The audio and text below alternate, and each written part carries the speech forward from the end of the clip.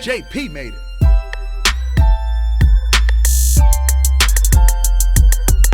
Yo, what the fuck is up, man? It's the Wake Man. We're back. I'm host Blind James, like always. You know, we down here in Columbus, Ohio, with our boy Sam. Sam, what's your stage name? Sam Rothstein. That's my. Oh, Sam Rothstein. Yeah. That's okay. I didn't know. I thought that was your government, and Tony was just trying to give you put you on blast to the people. No, not at all. A lot of people this past year have found out what my government name actually is. I don't give it out a lot, but that's why I chose Sam Rothstein as a name because it just sounds like a regular name. Sam Rothstein. Yeah, that sounds like a solid Jewish guy. It's from Casino though. That's right. Yes. Okay. That's why I picked it because when I was first getting when I was first getting into rap, the mob names were coming back a little bit. But Scorsese fan. And so love the mafia. I was like, I need a mob name, but one that doesn't insinuate that I kill people because I don't. And so Sam Rothstein was the perfect character because he was rich, he wore fly shit, he did cool shit, he was associated with criminals, but he didn't really do that much criminal shit himself. No, so that's why I chose known as he was a Jewish guy. He was known as a numbers guy. Yeah. Well, Arnold Rothstein, he fixed the 1919 World Series. Yeah, there you go. I'm also not Cincinnati Jewish, was in that. But he was connected with. Let's just not go through a list of famous Jews and be like, dude, you know him?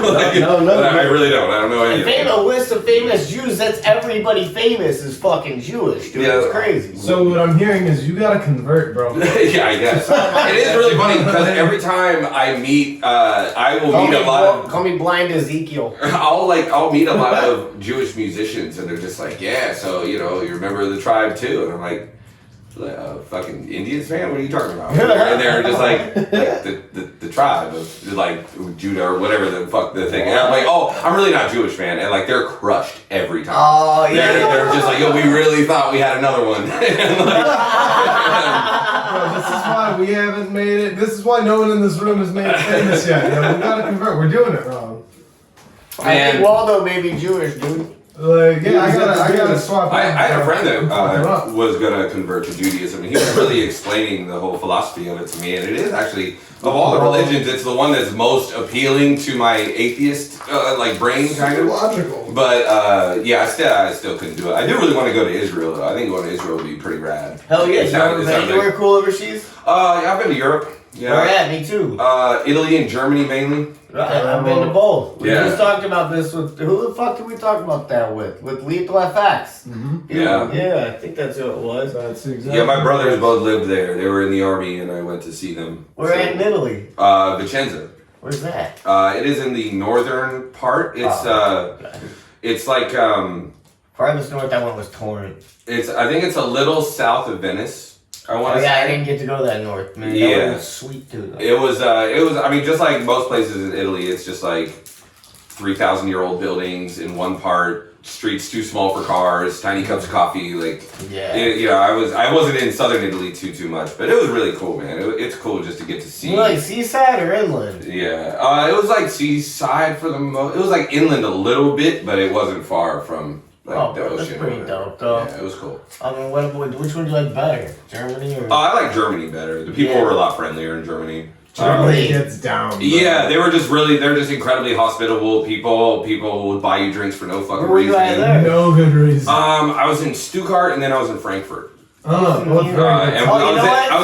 Munich for a little bit. I was going to say, I flew into Frankfurt to get to Munich. Yeah. And Germany was really cool. The food was really good. So good, dude. So I always tell people, dude, Germany has some of the best. Yeah, because it's not sauerkraut and fucking bratwurst and shit they do regular shit, steaks and stuff. Yeah, the steaks were incredible. I had a steak over there, and it was still one of the best I've ever had. Oh, yeah, dude. I love when they do the steak and they top it with a big flop of butter. Yeah, dude. I didn't even know that was a thing until I went to Europe. I was like, oh, shit, they're doing it different over here. It's because the butter tastes nearly like a sweet cream. Yeah. It's like a herb butter. There's lemons and capers. Yeah, and but then they it's great. flop on top of that hot steak and you make me hungry.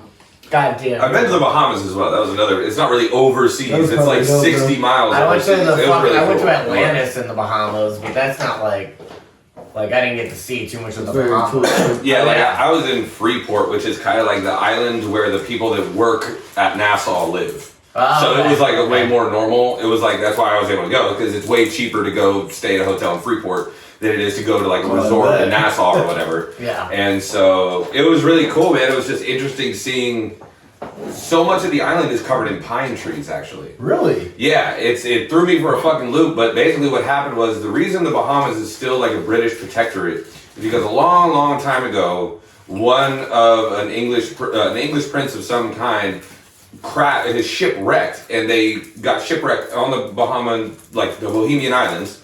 The people there were like, yo, we'll take care of you, you're cool. He's like, man, you guys are fucking great. I love you guys.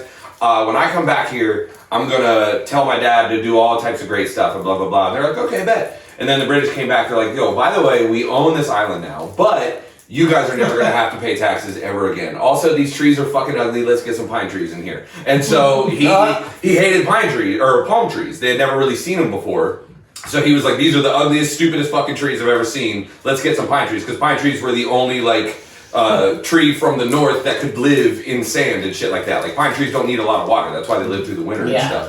So yeah, there's just fucking piles of pine cones everywhere in the Bahamas. It was so random and weird. It is fucking odd. Yeah, but it was cool though. It was. I love fish too, so it's some of the best fresh fish food done. Yeah, and conch is really big. You would see these just big the piles of conch shells. Yeah. Dude, the conch fritters were so fucking good, bro. Yeah, they're pretty crazy. It was cool, and then how were the waves over there? Cause the part over every time I've been there, even where in Paradise Island, where was obviously, dude, the most touristy spot. Yeah. But the waves over there were pretty gnarly, and then dude, taking jet skis out was fucking. That was fun, dude. You were jumping some shit. The only time I was near the ocean was when I think we were snorkeling, and I fucking hated that because I don't really like the ocean for real. The ocean scares the living shit out of me. Yeah, exactly. Yes. It's awesome. I'm absolutely scared. We know more about space than we know about the fucking ocean.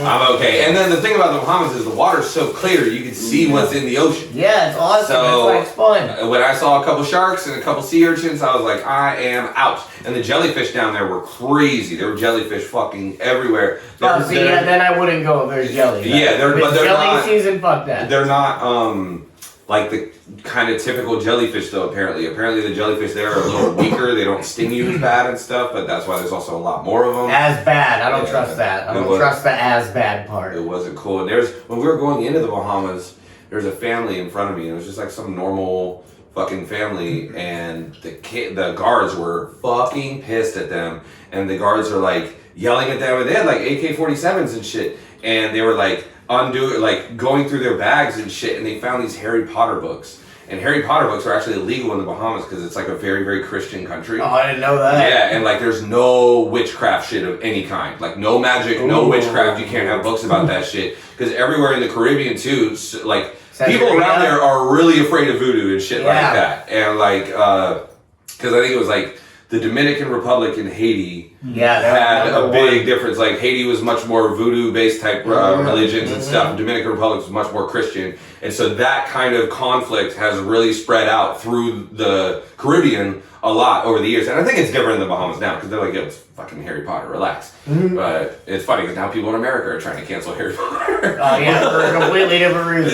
Yeah, but anyway, that was all long ago. All the traveling I did, at least out of the country, was when I was a teenager, 16 to 18 or whatever. But everything since then has just been inter-America travel or whatever you want to call it. What's the coolest place in the U.S. you've been as an artist? The coolest place I've ever gone to perform, I mean, probably LA. I've done a good amount of, not a good amount, I've done probably 4 shows out there. That's a good amount. And yeah, it was cool. I think one of my favorite places out of state to perform is probably Detroit or... Oh yeah, shout out to the fucking 303, bro. Yeah, the 303 is great. Detroit in general, the people there are so fucking cool, because before I ever even got to go, I would see artists from Detroit down here. And because I book events and shows and stuff like that, so I would fucking meet them, and every artist that was from Detroit, they were just always out of the box as fuck, and they were just so interesting, always had an angle, always had something different they were trying to do,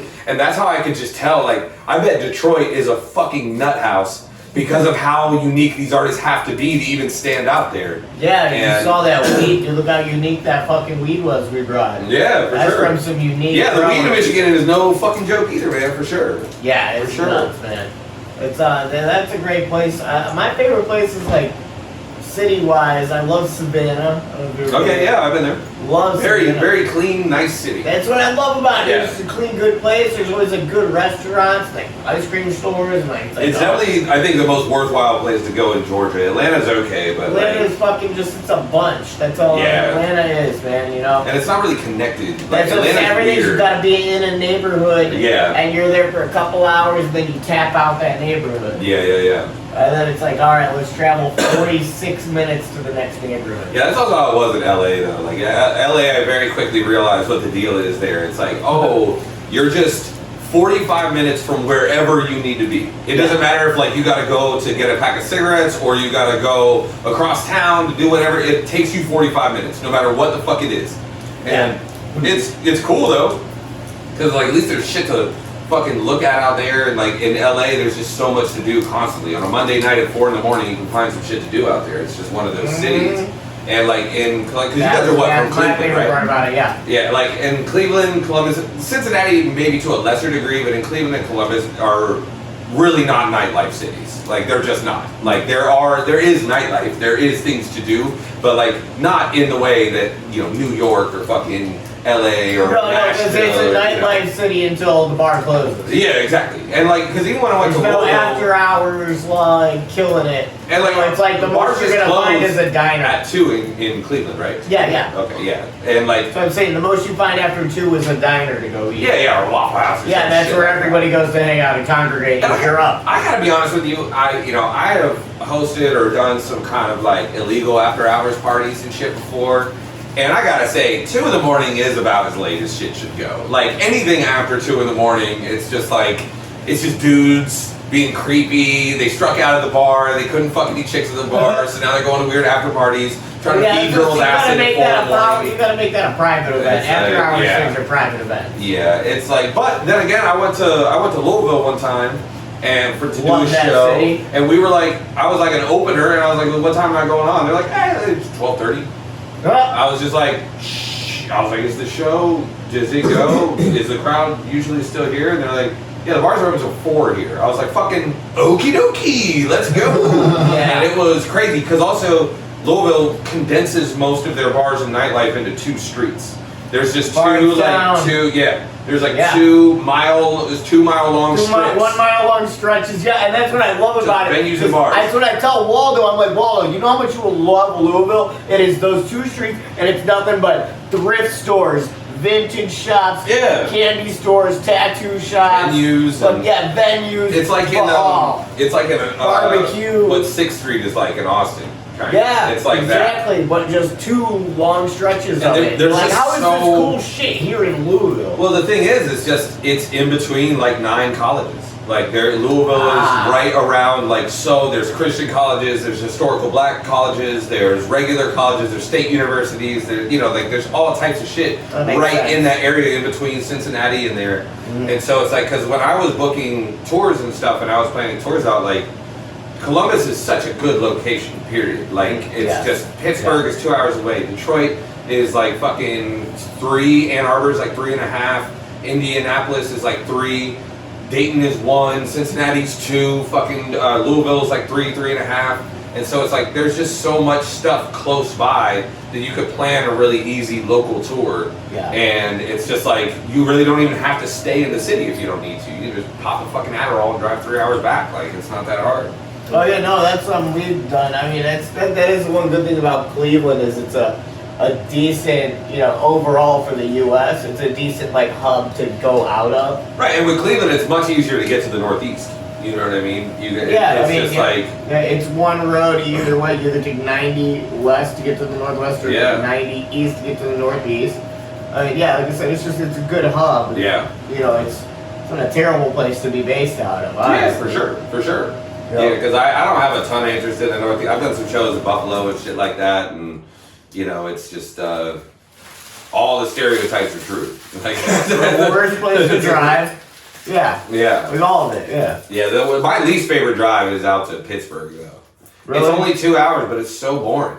Like, there's just nothing to fucking look at and shit like that. But then when you finally, like, get through that one hill, and then it just shows you the whole postcard-ass image of Pittsburgh. And Pittsburgh's got a really cool skyline, too. Yeah, it does. Pittsburgh is The just bridges, like, and it's got it set on top of the, like, layers. And, like, the houses on the other side of the river and stuff that face it. I was just like, fuck, man. But people from Pennsylvania are like the Canadians of America. Like, they're the most overly polite people in the world. I just don't vibe with them. Like, as an Ohioan, I feel like we're just a little extra grumpy. We're loudmouths. We cuss too much. Blah, blah, blah. People from Pennsylvania are just not that way. They're just very polite. Fucking don't trust them. Yeah, I know. And their drivers are really bad. We have bad drivers here, but in Pennsylvania. 2-lane highways. Yeah. It's like, get the fuck out of here. Also, let me buy beer at a fucking gas station, bro. Like, what's going on here? Like, what is going on? What is the deal, bro? Yeah. So. No, I still fuck with PA for the fact that, well, like you were saying, I driving to Pittsburgh is pretty lame. Yeah. But I've done more lame drives, like going to fucking Nebraska. And Oh God, yeah, yeah, and that's the thing. I haven't really been out to the real heartland. You know what I mean? I've never had to drive through.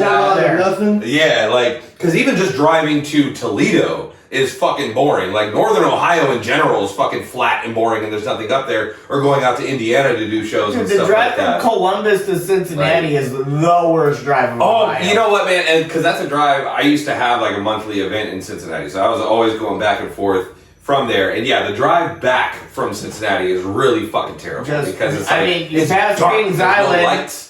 And like, 2 lanes past Kings Island, that's all you get to, or what's that fucking, is that a Kings Island? Yeah, it's Kings Island. Yeah, you pass, that's the only like cool thing. We're like, oh hey, look, an amusement park. Yeah, and you just get, you get the hell is real sign, and then that's it. That's the only thing you have to look at. That's it, dude. Like, That's a wrap on it, homie. Yeah, but I love Cincinnati though. That place. Great town for theater and art. I love. Man, their music scene's cool. They're just the most extreme on 10 people ever, man. Like, I've never met people that are more prickly and confrontational and just fucking will not hesitate for a second to tell you exactly what they think. They all dress really well. I feel like the chicks are hotter down there for some reason. I feel like it's just like, I don't know, Cincinnati is just like very, very cool to me. I would never in a million years want to live there though. Never. Like, Columbus is a very chill, nice, easy place to live. I could live in Columbus, and I've said that before. Yeah, and it's an easy place to be an artist. Like, Columbus is a great town for incubating artistic talent. There's good markets, great food. I mean, people here are always cool. Yeah.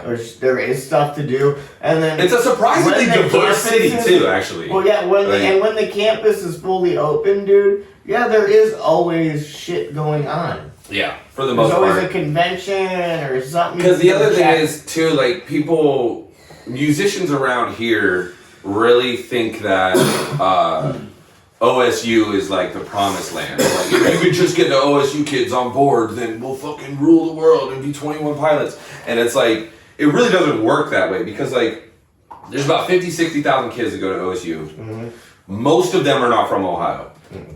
A lot of them are not even from America. Right. And so it's like, they don't give a fuck about local music. They're not trying to see a local band. Like, yo, if somebody, because OSU has $250,000 budget every year for entertainment for their students. So, like, they can bring Travis Scott or whoever the fuck they want and, like, just show that to kids. But it's like, it's always been this, like, it's fool's gold to me. Like, just the draw of OSU, because outside of that little sphere of influence, there's a really strong art scene in Columbus. You're better off hitting the technical college. Yeah, for sure. Here, or just like CCAD. Like, we have an art academy here. It's one of the best in the country. Yeah, that's where you need to be. And like, but that's why Columbus has such a strong art scene. OSU kids are going to be spending their time studying and worrying about and trying to get fucking laid and watching the game and all the other just college-y bullshit. Like, mainstream college shit. Yeah, and it's like, yo, they were in high school months ago. Like, months ago. They're not going to just be converted to these mature Anthony Fantano listening to fucking music fans all of a sudden that want to know the intricacies. It doesn't work like that. But it's like, that's 3 out of the 78 kids in a lecture hall. Yeah, for sure. For sure. No, you're absolutely, that's literally a perfect ratio too. Because, like, that's exactly how it is. But because we have CCAD, like I noticed between Cleveland and Cincinnati and Columbus, and Dayton too. I'll throw Dayton in there because Dayton's music scene is healthy as fuck. But Columbus has the most visual representation of them. There are way more photographers in Columbus and visual people and directors and all that than any other city in Ohio. And it's it's a graphic design capital. Yeah, exactly. And so it's like we have a lot of little kind of silver lining stuff that we do really, really well. We do like polished stuff really, really well. But in terms of like, because I know Cleveland and Columbus effectively share a rock scene too. Like I was gonna say, if I had to say, I'd say Cleveland's better at food and venues. There are some sick ass places to eat in Cleveland, and there are great venues in Cleveland too. I just wish that they liked me. But I don't know, man. It's like Columbus can't decide what it wants to be. It doesn't know if it wants to be an indie rock town, an EDM town, because we live where I so was close getting to at Los with Angeles. the divide is that Cleveland is a place that only pops off from May till fucking September. See, I feel like it's different because like I would try to book shows in the wintertime thinking that was the slow season in Cleveland, and they're just like No. They're like no. Because it's all flannel shirt, bearded ass dudes that look like me that listen to like Brand New and fucking other shit like that do just occupy the whole winter. Yeah, exactly. It's just like, that's where you want to be in the fall and winter. You want to see bands like that. Yeah. And Cleveland's huge for that because Bravo artists, like, I know they're some of the biggest promoters in Cleveland. They're definitely the biggest one down here in terms of rock music. And so it is really, really cool to see. And like, Cleveland, I think, has made up his mind, though, that like, we're either a rock town or we are a party town. Because there are some sick ass fucking, like, Cleveland's just DJ and party scene is really interesting. We have a crazy hip hop scene. Yeah. But I will say this, though, right now, and I'm sorry to any of your listeners that are like big fans of the hip hop scene in Cleveland. Fuck them. Cleveland is basically like the rest of Ohio looks at Cleveland like North Korea. Like everybody we talk to from Cleveland is like, I gotta get the fuck out of Cleveland, bro. We just want to come down here. Y'all be doing shows. Y'all be blah blah blah blah blah blah. But all those artists that I see from Cleveland, they're all great artists. Like, you know what I mean? It's not like, Cleveland is shitty artists. It's like Cleveland doesn't have the infrastructure to support the amount of good artists that they have. No, that's the real issue. Well, I bring this up often is that Cleveland's problem is that it's all competition. Yeah. There's like, even from the bigger bands, like... Well, you guys are like the most official city in Ohio, too. Like, you're the city, like, people don't mention Cincinnati or Columbus in movies, but people know Cleveland. It's like, it's the most famous city. It's got the Rock and Roll Hall of Fame. MGK's from there. Bone Thugs is from there. Like, most artists that have been signed have been from Cleveland. They're from Cleveland, right. So, well, that's right, and that's what I'm saying. And there's the divide of, like, Cleveland really, like... All right, when you come out of Cleveland, you get this thing where you get to go, I'm from Cleveland. And people go, oh shit. Yeah. When you go, I'm from Columbus, people don't go, oh shit. people are just like, oh, yeah? Yeah, you're like, oh, that's good. You're from Columbus. That's not right. Sick, Nice. You go, oh, I'm from Cleveland, they're like, damn, bro. Yeah, they're like, oh, shit. Yeah, they're like, oh shit, like you did some shit. Or like you could be like, I'm from Cincinnati, and people are like, yeah, exactly. Okay, Yeah, it's got something else that goes with it, I think Cleveland is very much more of an East Coast kind of city. Columbus is very much a more Midwest kind of city, and Cincinnati is actually a little bit of a Southern city. Yeah, like they've got a very Southern vibe. Yeah, dude, they all got hillbilly accents too. Yeah, they really do. The River Rats, man. Yeah, but, straight up. But I don't know, like, because my buddy, I had a buddy who was the lead singer of a band from Cleveland, a hardcore band, Orca, and he started a bakery up there. He was like, while he was in the band, he was like working as a night baker and shit like that for like this Ukrainian bakery. But I think Cleveland has probably a more diverse community of like ethnic neighborhoods and like little enclaves of like ethnic groups and stuff like that. Well, even though Columbus is very, very diverse. Like Columbus has a massive population of like Kenyans and Somalis. Well, straight fact, Cleveland is the fastest city in the U.S. where an immigrant could be approved to... That's sweet. Become a citizen of the U.S. That's cool. Yeah, on average in the U.S. takes about 4 months to be approved. Cleveland takes about 4 weeks on average to become a citizen. That's interesting. Yeah, I have been to Cleveland maybe a handful of times. Like I really haven't been there too much because it's like you've got basically 6 weeks where the weather's nice. And you can I was going to say, it's pretty gray a lot of times of the year. Yeah. And it's like, the weather's shitty in all of Ohio, but it's also all over the place in all of Ohio and stuff too. But it's like No, but Cleveland, it's no secret. We have the lake, which makes it fucking great, and all of our shit that hits us comes down from Canada. Yeah. And you guys have seen the Cleveland act. It's Cleveland. Oh yeah. We're not Detroit. Hey, I'm open for that guy doing stand-up comedy. That's awesome. He's got a show. I didn't even know that was like a comedian that did that. I just thought it was some fucker on the internet. No, it's Mike Polk. He's a comedian in Cleveland. Yeah, okay. Mike Polk Jr. He's he runs a show out of Hilarities up there. Okay. Show.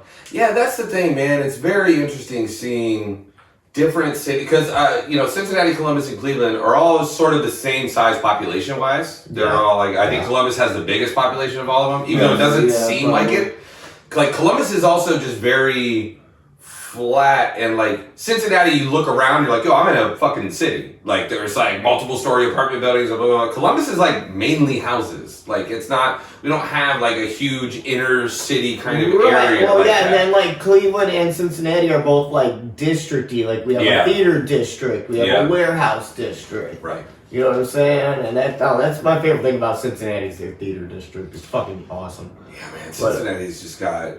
But you were saying, I agree wholeheartly. Cleveland is a New York City or a Boston for we're kind of that divide where it's all right, from here on out, you're in the fucking, this is the heart of the Midwest. I've heard Raekwon talk about Cleveland. I've heard rappers talk about Cleveland or Youngstown even too. Youngstown's hard. It really is. I've done shows in Youngstown before, and it was some of the most scared I've ever been doing a show. But also the people there, it's just places that have a reputation like that, I usually end up gravitating towards. Let me take you to my neighborhood. Let me take you where I grew up. Because it's just people are like that for a reason though. And it's also people like that have some shit to say, and they've got interesting shit they can tell you too. So it's I'll book you at the Palace Theater in Lorraine. Let's do it. Let's fucking do it, dude. I don't give a fuck. Lorraine's my hometown. I've been to Lorraine. Yeah, I've been there before. Beautiful, huh?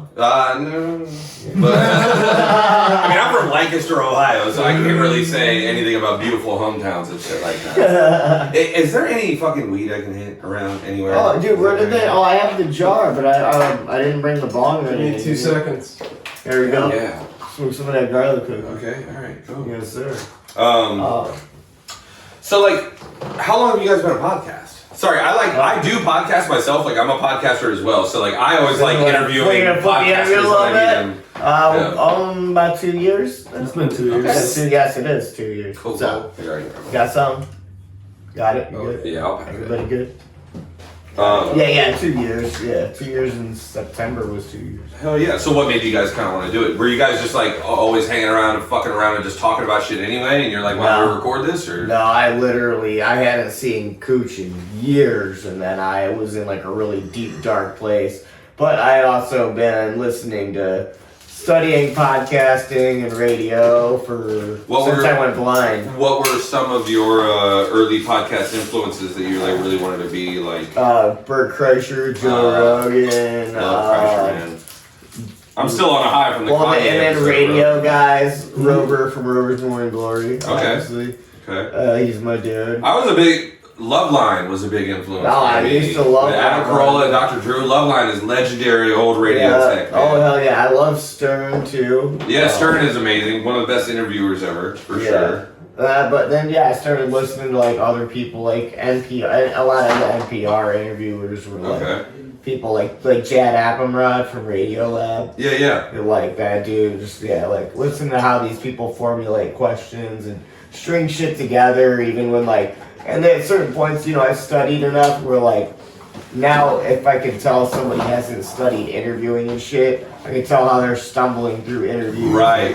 Having to formulate their own question. I do the same thing, but I try not to get caught doing it. If I hear myself doing it, I'm like, fuck, dude. Yeah, that's I'm stringing this now. What is your guys' least, what's your biggest pet peeve that guests do? When they stand up before I say all clear. I'd say when they don't talk into the mic. Yeah, that would probably have to be it too, though. Yeah. It's dude, do you not realize you're in an interview? Just talk into the mic. And it's most of the time they're performers, right? Oh, yeah, that's the problem is I'm do you not know how to, and I'll say something before, I'll be dude, talk into the mic for me. but then they forget it because, like, Here you go. I mean, I don't know if it's. I got it in a second. I'm just gonna finish the response here, but it'll be like, is it because you get wrapped up in the conversation and like you just? Some people are just nervous. So what happens is a lot of times, because like he has a desk. How we usually do it, he has a desk, and the artists are like on this side. Okay. A lot of times the artist will go from like talking into the mic, looking at the camera, to talking to him like back here and not talking into the mic too. Right. You know, so it's like the mic's right here, but they could even be looking at him and this close to it, but not even talking to the mic too. And people don't realize it's like, yo, yeah, you're in a room talking to people, but you're all talking to the guest. You can talk or to not the to the guest, but the listener. like, you know what I mean? Like you're all talking to the audience, no matter what. Right, always. And then I just hate when I have to carry interviewers though. Like that's another thing. They just like you ask them a question and they're just like, it's like, so what have your inspirations been? And they're just like, well, you know, it's like fucking Paul McCartney, and that's it. It's like, yo, we're supposed to extrapolate on this motherfucker. Like, so what do I do to avoid that? Okay, I actually had this conversation with Tony earlier because he was like, well, how do you do this? And I was like, well, check it, dude. Here's how I run a question. All right, instead of being like, so what are your major influences? All right, I'll go, all right, so check it, bro. When I was like a kid growing up, all right, every Sunday, I use this as my example all the time. Every Sunday, me and my grandma, all right, we'd kick on a Rolling Stones album, clean her house, and cook a fat dinner for me and her. that's sweet. And we would try out like a different recipe, and that was our Sunday thing, dude. And I didn't give a fuck what I was doing, like what plans were. Cancel them Sunday, gotta be home for dinner for that, okay? And so that's why the Stones to this day are one of my biggest influences in like how I live my life, the music I listen to, and like even how I act as a person. Yeah. I think that like so much of so many people get into podcasting because they think it's easy. They think it's an easy way to make content and blah blah blah. But they don't understand that it's like this game is really only for the people that have a true interest in other things. Yeah. You can't ask good questions if you aren't legitimately interested. You know, someone can train you. Somebody, you know, you've heard plenty of generic early morning radio interviews on the pop station with the local or with the comedian that's touring or whatever. You know what I mean? They're like, we've got Dane Cook in the studio today. Dane, do something real funny for us. Right, no, but you know what I mean? It's like, it works. Podcasting is entirely different than that. It's like, yo, it's about cracking open subjects and like enjoying the vibe. You have to build a buffer of relatability is what it is. Yeah. Like, it's like, all right, when you go in, when you're writing and producing a song, okay, you're obviously not just going to magically go in and start writing something like a classical composition, because that's not what you do or what you studied or what you've been into, right? Yeah. No, you're going to go in there and maybe write something that's a little R&B influenced, or maybe this one's a little more like metal influenced, because that's what I've been into lately, and that's just, you know, where I'm at, as opposed to like, you know, having to, like, without that, it's a lot of just fill in. It's a lot of, it's like A and B, right? And it's like, no, dude, you can't have A and B. You gotta put C and build a triangle here and make it something supportive. Yeah. And it's also like, a lot of podcasts don't understand the sort of trade between the guest and the sort of like clout or audience attention and I guess eyeballs and ears that they have and are bringing to the show, and the equal trade of that the podcast gives the guest. Like a lot of times you have podcasters that just want guests and they're like clearly just booking the guest because they think it can give them viewers. But it's like, yo, you don't get viewers that way. You get viewers from having a unique perspective and from actually, you know, fucking taking an interest in some shit and cracking a subject open and getting a different side of people that you've never seen before. And I think that's why, like, I think Rogan's getting, like, exponentially worse at it as time goes on. I think that, like, I've been a fan of his podcast for a very, very long time, but I'm becoming less and less of a fan of it as time goes on. But regardless, he's a legend in the medium. You know what I mean? He's a legend. No, I get what you mean. He's one of the most watched interviewers of all time. Yeah. And I just feel like there's, I don't know. How many times you're going to bring up COVID with a health expert? Right. Right. And other stuff, it's just like, Ginge. Well, and he's been so successful Over here, because he has what's that multiple. That's a lighter so I can get your attention. Oh, Give you this nice. bowl. great. Oh, That was a great catch. That's a camera. But yeah. I don't know. I just think I've seen podcasting go through so many different trends now, since I've been kind of watching it and consuming it and then doing them myself. And I just know at the end What's of the your day. podcast called? I don't currently have one now. I'm actually good on this, man. I'm high as fuck. Like, I still have to speak into a microphone.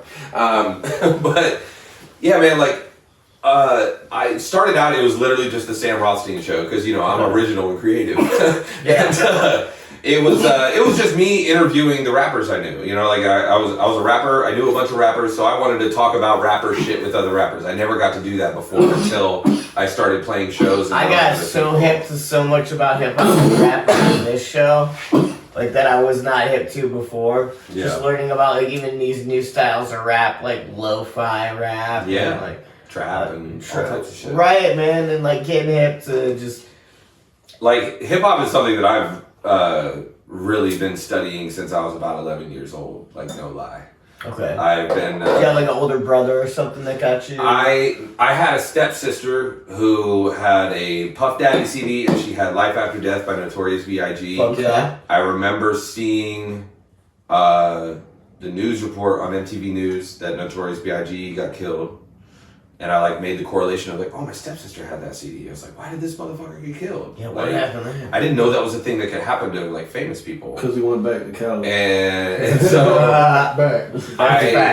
I went and listened to it, and it just like blew my whole world open. And then also at the same time, it was just like hip hop was slowly dominating the world anyway. I mean, the 90s, that was like the era of like real hip over crossover shit like Outkast and Yes. like even shit like Nappy Roots and stuff. Like there was a lot of songs that happened that were cultural songs that crossed over outside of hip hop and reached into greater pop music in the 90s. Even things like rap rock and rap metal stuff. Oh, of course. Like, I'm a total Limp Bizkit fan. Like, I'm yeah. completely new metal. Like, I think new metal was the last time rock music was actually dangerous. And, like, you remember when Slipknot used to rap, like, fucking heavily rap? Yeah, and Mudvayne, too. Was a nasty Mudvayne rapper. was doing the same thing. Yeah, you're right. I totally forgot Mudvayne used to rap, too. Yeah, man. So I'm so used to their, like, sell out, like, shit that was in, like, movies and stuff. Yeah, and so it's like, at the end of the day, it's just, I grew up, I'm 31 years old now, so I was born in 1989.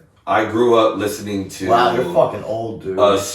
Dude, in rap years, I'm like 55. You're fucking 2 years old. But, like, that's what I'm saying. Like, I've seen rap take the world over in my lifetime. Like in the 80s, rap was coming up, but like in the 90s, it was the biggest thing. And in the 2000s, it runs like now. Hip hop is the most sold, most listened to genre of music on the planet, culturally hands down. influential thing. Like, It's changed the world. And like I know we don't have the time, so I won't do it. But I could give you a fucking thesis paper on why hip hop is better than music. Like hip hop is better than all the other genres, fucking combined possibly. But it's like. Nobody wants to ever have an objective conversation about a subjective thing. But it's like, if you did have to make it objective, if somebody had a gun to your head and said, fucking figure out what would make the best genre of music, how would it not be hip hop? When it's clothes, it's fucking, you know what I mean? I would see, so many aspects of it affect all aspects of American life. In like the top 5, but of all time, really? Because like I think, all right, you can never do composition would be first. Okay? I would never say of all time. Because you can never say of all time, because all time also means the future. And so I'm not trying to do that. Good. What I'm saying is now. That's a wise man's fucking thing to say right there. I'm just saying of all time, right now I'm looking at the past 100 years. 1920 is when recorded music first started kind of being a thing that people could actually consume. And so we've seen the Beatles, we saw Elvis, Madonna, the Rolling Stones, Michael Jackson, blah, blah, blah, blah, blah, all that. We've seen Motown, disco, classic rock, hair metal, grunge, fucking all these genres of music's come and go and stuff like that. But hip hop was the one that like, you look in any movie right now in contemporary America, that is about and set in contemporary America, and there's a hip hop reference in there somewhere. Like, it's everywhere. Travis Scott has a fucking cheeseburger, bro. Yeah. Like, yo, they used to make Batman toys. They make Travis Scott toys now. Like, think about that. Like, yo, they don't make Keith Richards fucking McDonald's toys. They didn't have, you know what I mean? No. They didn't have fucking Billy Squire fucking action figure sets. Like, no, but they have that shit for rappers now. Like, yo, it's a whole different thing. And so, yeah, there were rock bands that pioneered a lot of the shit that rappers are doing now, too. Don't get me wrong. Kiss. Skinny jeans, for one. Kiss had a lot of action figures. Yes, Kiss definitely was doing that for sure. Kiss was like the biggest pioneer, I think, in music merchandising. I don't think there's. Yeah. They're basically the George Lucas of music 100%, merchandising. yeah. But like, even then though, I think that like Aerosmith had a video game. Aerosmith used to have a fucking arcade video game where you had to kill soldiers from the New World Order with a gun that shot CDs and shot their heads off, bro. Aerosmith has a roller coaster. Yeah, like that's what I'm saying. Too. And it's like, even like then, like Jimmy Buffett. Jimmy Buffett is one of the most important independent musicians of all fucking time, bro. Fuck yeah. He was the first musician, like actual working signed artist, to ever break out and start his own record label. He was the first fucking person to do that. There's no Disturbing the Peace. Without that, there's no fucking Dr. Dre's Aftermath. There's no fucking Shady Records. There's no they don't fucking model after that. Yeah. Nobody knew that an artist could make a record label before that. So it's like, yeah, rock has definitely pioneered a ton of stuff. But what I will say about hip hop as well is hip hop is the only genres where the players of the game really become the coaches. And in rock music, Keith Richards became a celebrity. All these other people, they became celebrities. They become these solidified, knighted cultural figures. In hip hop, they become Jay-Z's and they run Rock Nation.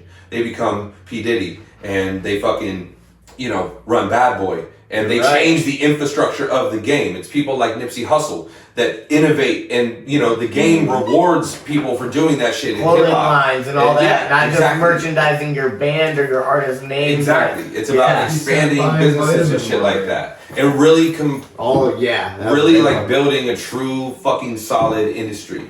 And so I think people never give hip hop its fucking respect and its due. And like I play drums, I play guitar. I love all genres of music, man. I really do listen to a lot of different fucking music.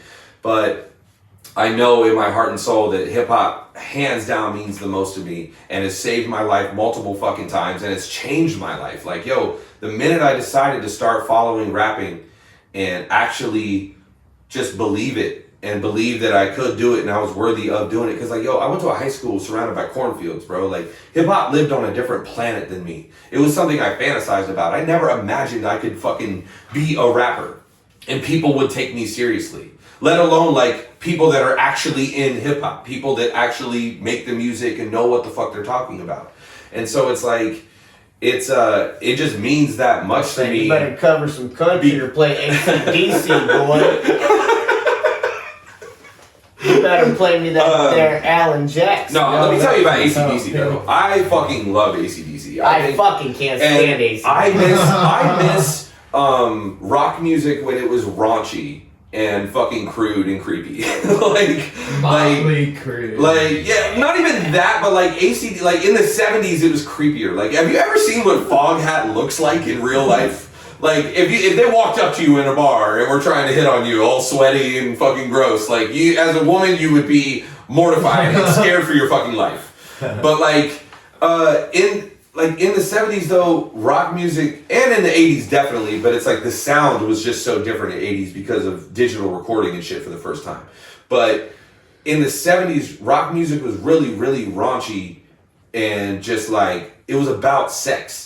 It was about partying and sex. It wasn't like what people think of it now, which I guess, like, I don't know, when Alice in Chains is fucking classic rock, it's like things are different. But Alice in Chains was like fucking 30 years ago. Like, yeah, it's just I completely fucking love different. Alice in Chains. Yeah, I do too. All right, and it's like, yeah. We're talking shit up. No, not at all. Okay. All I'm saying is, the reason I love a band like Queens of the Stone Age or Royal Blood or whatever is because they are keeping rock music sexy. I think that rock music needs to be sexy on a certain level. of some kind.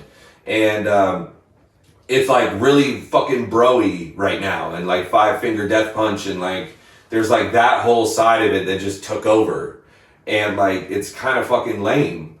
But I always think rock music was at its best when it was just shamelessly about sex and drugs, and it was just going for that whole fucking vibe.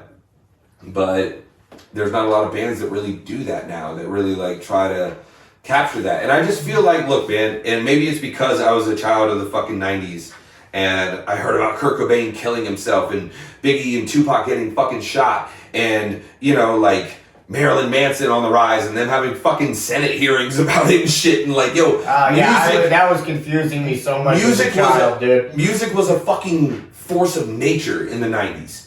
Like, music, the people were like, holy shit, this is corrupting our children and endangering the world. Satanic panic, like, baby. Yeah, it disturbs the masses. And it's just like, to me, it needs to keep that vibe. And in the era of Spotify and all this other shit, they've just taken so much of the fangs out of it.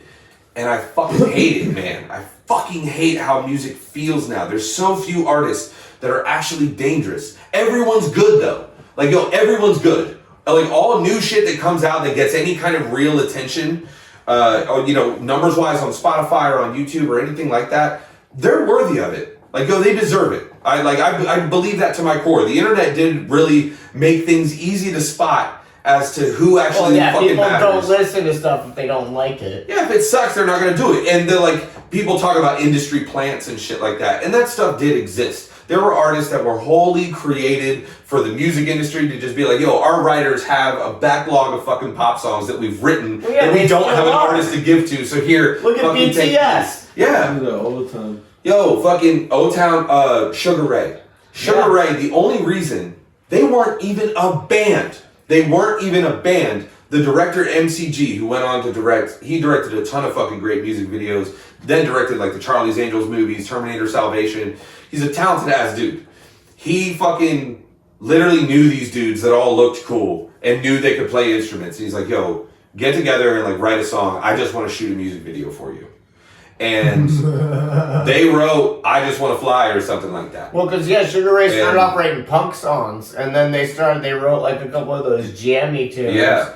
And then people were like... They were signed before they had a song. They got signed off of just a bullshit music video that no one saw. No one ever saw the music video but the people on the fucking record label. And it's like, yo, they went platinum like 5 fucking times or some shit. Like, yo, the 90s was unprecedented. It was like the, like... Caligula's Rome and shit in music. Like, it was insane, man. You know your history, yeah. Yeah, man. Good. I'm happy. So you're hip about, Tiberius before him? Yeah, for sure. Oh, man. It's only because I watched the fucking movie, man. Somebody told me to watch the movie, and I was like, What movie? Oh, man. You've never seen Caligula? No. Whew. Well, listen. Don't ever do it. Nobody listening, don't ever see the movie Caligula, okay? Watch a documentary about it, or fucking whatever. Listen to I just listen to audiobooks about the history of Rome. When I went there, I wanted to learn everything. Well, there's plenty of fucking history podcasts and shit like that. You know what I mean? Yeah.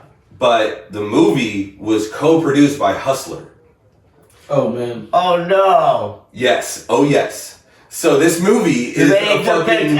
Even when he turned in like a savage later in life? Oh, it's the worst shit I've ever seen. Oh, okay. It's the worst shit I've ever seen. They show everything that happened to Malcolm McDowell. Helen Mirren's in it. Yeah. It was written by Gore Vidal. Gore Vidal's Caligula is fucking insane. Does it like start with him as a kid in the fucking like back and like... Yeah. Okay. Yeah. I figured. All of it. I figured. All of it. All the worst shit, all there. I figured. So don't ever do it. Don't need to. Yeah, I already know the stories from the history books. So. But it's like, it was such an insane fucking spectacle of a movie. They spent a lot of money on this shit, but then the movie was so fucking just vile and disgusting that people were like, yo, we don't want to watch this. Like, oh my god, we're good on that shit. rated X movie. Yeah. But, so anyway, I'm definitely not trying to get off on a history fucking thing because I don't know how much time you guys have, but I don't know even if the next band's here or not, or if they're coming or what the move is. But well, we can just rock until they get here. Or wait, is that them in the backyard? Probably. It might be. They look real impatient. They look like, will these motherfuckers hurry up? I'll go throw something on them. But all right, hey man, please, I appreciate you coming out. Yeah, man. Tell people where they can find you and your music. You can just look up Sam Rothstein on Spotify. You can look it up on SoundCloud. You can look it up on Tidal, Apple Music. It's the same everywhere. Find me on Instagram at SamRothsteinOfficial. Rothstein is not Rothstein. It's Rothstein. And yeah, man, I appreciate you guys. This was fucking fun, man. Fuck yeah, man. Next time you guys are in town, let me know. I'll fucking come down. The problem is that I really, I will go for 4 fucking hours if you let me. Like, podcasting is one of my favorite pastime activities. So like if you guys ever want to do it, we'll have you in the studio. I'm down, man. Just tell the people of Cleveland to let me fucking throw a show in their venues. We'll throw a house show, bro. Yeah, I'm down. All right, we can do it safely, of course, with all of that and blah blah blah blah blah. And all that, right? But yeah, I appreciate you guys. Thank you, man. Yeah, Swaldo. Have a good one. Thanks for running the video, my dude. Yeah, you're very welcome. Please tell people where they can find you, my man. You guys can find me on Instagram at Space Cadet Closet. You can also find my fitness content at Fitness with Swaldo. That's SWOLEDO. Or you can check out Jake and I's car content at Metal to the Pedal. MEDDLE. Beautiful. Thank you, my man. Don Cooch. Yeah. The man, the legend, the Don. Yes, the Dawn. You smoking? Yeah. Oh, always smoking, huh? Always smoked out and looked out. Always, huh? Tell people where they can Smoked find out, you. loped out. I love that. Tell people where they can find you smoked out. You can find me at Don_Cooch. That's Don_KOOCH on Instagram. Hell yeah, man. Thank all y'all for stopping by Waking and Bacon. If you tuned in on the video, well then you already know you can find us on Facebook and YouTube. If you want to listen, you can check us out on your favorite streaming platform. On Instagram though, that's the Wake N Bake OH. That's the Wake, letter N, Bake OH on Instagram. Head over to patreon.com/blindjames. Get up with that donation. You know we like that. Helps us keep our show afloat and helps us keep bringing you dope ass interviews like the one we just brought you down here in Columbus with Sam Rothstein. Alright, man? Thank you guys so much, guys, for stopping by Waking and Bacon. And remember, even if you lose your sight, never lose your vision. Peace!